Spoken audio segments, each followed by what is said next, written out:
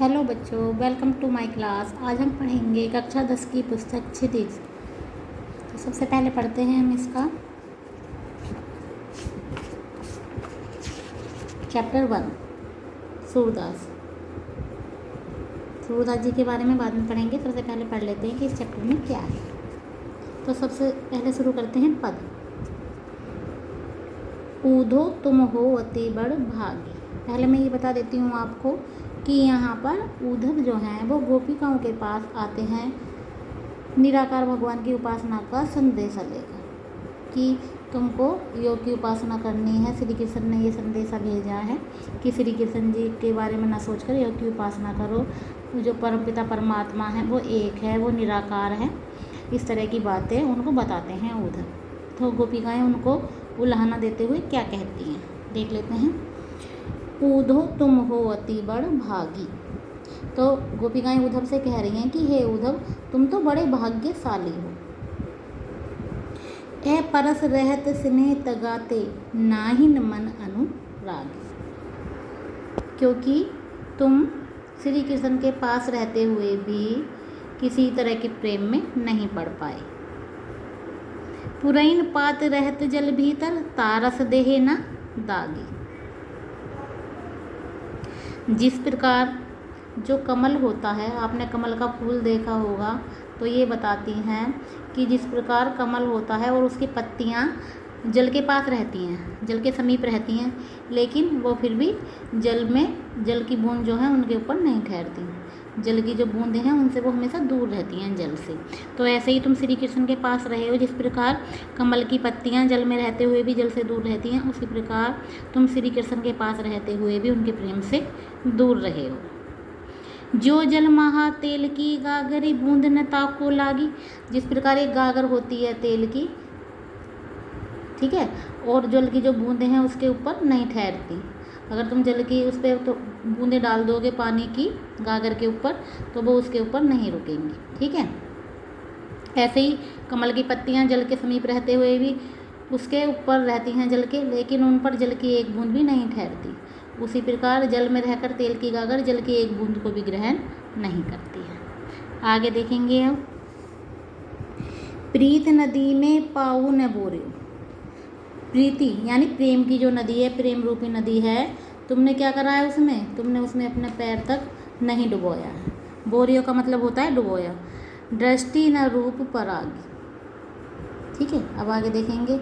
और तुम्हारी दृष्टि में कोई भी अनुराग, कोई भी प्रेम उत्पन्न नहीं हुआ है। सूरदास अबला हम भोरी गुर चाटी जो पागी। सूरदास जी कहते हैं कि गोपिकाएँ कह रही हैं कि हम तो अबलाएँ हैं। हम कैसी नारियां हैं? अबला, कमज़ोर नारियां हैं हम तुम्हारे जैसे मजबूत नहीं हैं। और हम कैसे श्री कृष्ण के प्रेम में खो गई हैं। जिस प्रकार चींटियां गुड़ के पास चली जाती हैं और गुड़ से लिपट जाती हैं, उसी प्रकार हम भी श्री कृष्ण के प्रेम में खो गई हैं और अब हम उनसे किसी भी प्रकार अलग नहीं हो सकती हैं। तो इस तरीके से वो उल्हाना देते हुए उनको कह रही हैं कि तुम तो बहुत मजबूत मन वाले हो, तुम तो बहुत भाग्यशाली हो, जो तुम्हें श्री कृष्ण से प्रेम नहीं हुआ, श्री कृष्ण से प्रीति नहीं हुई। और उनको वो एग्जाम्पल भी दे रही हैं कि जैसे कमल की पत्तियां होती हैं, जल में रहते हुए भी पानी उनको छू नहीं पाता, और जैसे कि तेल की गागर होती है उसके ऊपर जल टिक नहीं पाता, इसी प्रकार तुमने जो प्रेम रूपी नदी है उसमें अपना पैर को डुबोया नहीं है, और जो तुम्हारी जो दृष्टि है उसमें प्रेम उत्पन्न नहीं हुआ है। लेकिन हम कौन हैं? हम तो कमज़ोर अबलाएँ हैं, हम तो नारियां हैं। और हम कैसी हैं? हम श्री कृष्ण के रूप सौंदर्य में, प्रेम में खो गई हैं, जैसे गुड़ में लिपटी चींटियाँ, ठीक है। तो इस तरीके से वो उल्हाना दे रही हैं उद्धव को। अब आगे देखते हैं। मन की मन ही मांझ रही। अब गोपिकाएँ कह रही हैं कि हमारी मन की इच्छाएं जो हैं वो हमारे मन में रह रही। हे उद्धव, हमारे मन की इच्छाएं हमारे मन में ही रह रही। कहिए जाई कौन पे उधो ना ही परत कही। कि जो हमें किसी से नहीं कहना था वो हमें किससे कहना था? वो हमें वो श्री कृष्ण से कहना था कि श्री कृष्ण के दर्शन हो जाएंगे तो तब हम उनसे जाकर कहेंगे। अब इन जोग संदेशिन सुन सुन बिरहनी बिरह दही। लेकिन अब जो तुमने ये जोग का संदेशा सुनाया है, हम कैसे जल रही हैं? बिरह रूपी अग्नि में जल रही हैं। चाहती हुती गुहारी जितही ते उतमे धार बही। आगे क्या कह रही हैं कि हम तो आगमन में थे कि श्री कृष्ण जी आएंगे, उनकी आशा में बैठे हुए थे कि श्री कृष्ण जी आएंगे तो मन की हम बातें उनसे कहेंगे, लेकिन अब हमारी ये आशा भी ख़त्म हो गई है। अब जो तुम ये योग का संदेशा लेकर आए हो तो इसको सुनकर हम बिरहनियाँ क्या कर रही हैं, हम बिरह की आग में जल रही हैं। हम तुम्हारे इस योग की जो प्रबल धारा से बचने के लिए रक्षा की पुकार करना चाहती हैं, लेकिन ये अग्नि कैसी है, बहुत ज़्यादा प्रचंड है। कैसे, आगे देखिए। चाहती हो तो गुहारी जिथई, कि हम आवाज़ लगाना चाहती हैं बचने के लिए, गुहार लगाना चाहती हैं, उतते धार बही, लेकिन ये अग्नि बहुत तेज बह रही है। सूरदास सब धीर धरई क्यों मर ज़्यादा न लही। सूरदास जी कह रहे हैं कि गोपिकाएँ कह रही हैं कि अब हम भी धैर्य नहीं रख पाएंगी, क्योंकि श्री कृष्ण ने भी प्रेम की मर्यादा नहीं रखी है। क्योंकि ये प्रेम की मर्यादा नहीं है कि हम उनका इंतज़ार कर रही हैं, और उन्होंने क्या किया है, उन्होंने हमारे पास संदेश भेज दिया है कि हम निराकार भगवान की उपासना करें या उस ओर अपना मन लगाएं। तो वो गोपिका क्या कह रही हैं कि हम ही क्यों धैर्य धारण करें जब श्री कृष्ण ने अपनी मर्यादा का पालन नहीं किया। तो अब आगे देखेंगे। हमारे हरी हारिल की लकड़ी। देखिए, हारिल जो होता है एक पक्षी होता है, कभी आपने इसके बारे में सुना हो तो वो क्या होता है, एक लकड़ी को पैर में दबा कर रखता है। इसके बारे में कहीं कहीं पर सुनने में आता है, आप लोगों ने भी सुना होगा। तो वो कह रही हैं कि उद्धव से, यहाँ पे देखिए ये सभी संबोधित कर रही हैं उद्धव को। तो सबसे पहले हम ये ज़रूर कहेंगे कि हे उद्धव, हमारे हरी हारिल की लकड़ी, कि हमारे लिए जो श्री कृष्ण हैं वो हारिल पक्षी की लकड़ी के समान है। जैसे हारिल पक्षी के पास जो लकड़ी होती है उसके ही समान है हमारे लिए श्री कृष्ण जी। मन क्रम वचन नंद नंदन उर, यह दृढ़ कर पकड़ी। दृढ़ का मतलब होता है मजबूती से, और पकड़ी का मतलब होता है पकड़ के रखा है। मन क्रम वचन नंदन उर, यह दृढ़ कर पकड़ी। तो आगे क्या कह रही हैं गोपिकाएं कि वो जो होता है पक्षी, हारिल पक्षी अपने पैरों में सदैव लकड़ी पकड़े रहता है, उसी आधार मानकर उसे आकाश में उड़ता है। ठीक उसी प्रकार जो हम गोपियां हैं, हमने मन से, कर्म से, वचन से जो नंद बाबा के बेटे हैं श्री कृष्ण, उनको अपने हृदय में पकड़ रखा है, यानी अपने हृदय में बिठा रखा है। आगे देखेंगे। जागत सोवत सपन दिवस निसी, कान्हा कान्हा जकरी। जागत यानी जागते हुए, सोवत यानी सोते हुए, सपन यानी सपने में, दिवस यानी दिन में, और निसी यानी रात में। कान्हा कान्हा जकरी। तो आगे क्या कह रहे हैं कि जागते, सोते, सपने में, दिन में, रात में कान्हा कान्हा की ही रट लगाए रहती हैं। हम कान्हा कान्हा की रट लगाए रहती हैं। आगे देखेंगे। सुनत जोग लागत है ऐसो, कि जो तुम हमको ये जोग का संदेशा दे रहे हो ये हमको सुनने में कैसा लगता है, यो करुई ककरी, कि जैसे कड़वी ककड़ी लगती है ना, ऐसी हमको तुम्हारा ये संदेशा सुनने में लग रहा है। सूतो व्याधि, व्याधि कहते हैं बीमारी, आफत, मुश्किल, परेशानी। व्याधि के कई अर्थ निकल के आते हैं। सूतो व्याधि हमको ले आए, देखी सुनी न करी, कि तुम हमारे लिए ये कैसी बीमारी ले आए हो जो ना कभी हमने सुनी है न जानी है। ठीक है, तो गोपिकाएं ऐसा कह रही हैं। आगे देखेंगे। यह तो सूर्य तिन्हीं ले सौंपो, जिनके मन चक्री। सूरदास जी कहते हैं कि गोपिकाएं कह रही हैं कि ये तो उन्हीं को जाकर बताओ कि जिनके मन चकराए हुए हैं या जिनके मन एक जगह स्थिर नहीं है। ठीक है, उन्हीं को ये संदेशा देना कि जिनके मन एक जगह नहीं है, जिनका मन इधर उधर घूमता रहता है। इस प्रकार गोपिकाएं उद्धव को उल्हाना दे रही हैं। अब आगे देखेंगे। हरि हे राजनीति पढ़ी आए। क्या कह रही हैं गोपिकाएं, आपस में बात कर रही हैं यहाँ पर कि हे सखी, एक सखी दूसरी सखी से कह रही है। अभी तक तो उन्होंने जो अभी हमने ऊपर पढ़ा ये सब किससे कहा था, उद्धव से कहा था, लेकिन अब सखी बात कर रही हैं आपस में।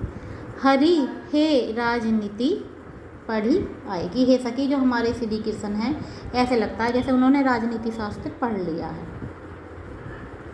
समूझी बात कहत मधुकर के, समाचार सब पाए, कि उन्होंने राजनीति का जो है वो ज्ञान प्राप्त कर लिया है और इसीलिए वो क्या कर रहे हैं, उन्होंने सारे समाचार जान लिए हैं, इसीलिए वो प्रेम संबंधी बातों में क्या कर रहे हैं, वो छल कपट का सहारा ले रहे हैं।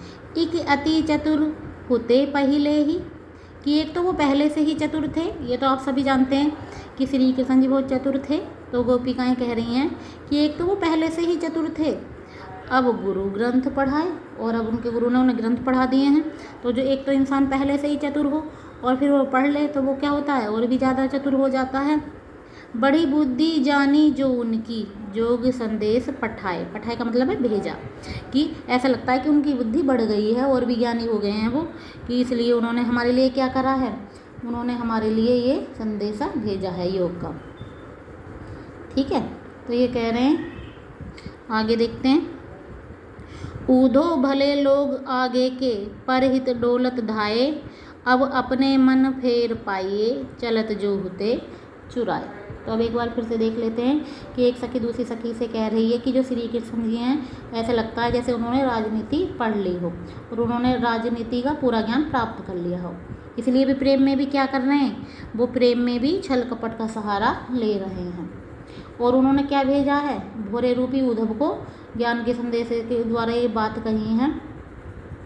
और वो ये भी कह रहे हैं कि जो श्री कृष्ण थे वो पहले से ही चतुर थे और लेकिन अब क्या हो गए हैं, वो अब और भी ज़्यादा चतुर हो गए हैं। और फिर उन्होंने क्या किया है, अब अपने मन फेर पाइए चलत जो होते चुराए, ते क्यों अनीति करे आपुन जे और अनीति छुड़ाए, राज धर्म तऊ अहे सूरजो प्रजा न जाहि सताए। तो अब इसका आगे का देख लेंगे। उन्होंने अपनी और अधिक बुद्धि का परिचय देते हुए क्या करा है, गोपियों के पास क्या कर दिया, योग का संदेशा भेज दिया। बड़ी बुद्धि जानी है ना, क्योंकि उनकी बुद्धि जो है वो बढ़ गई है और उन्होंने क्या करा, गोपिकाओं के पास फिर से योग का संदेशा भेज दिया है। तो यहाँ से क्या, इन बातों से क्या पता चल रहा है कि उनकी बुद्धि जो है और भी ज़्यादा बढ़ गई है, कि उन्होंने गुरु ग्रंथ पढ़ लिया है।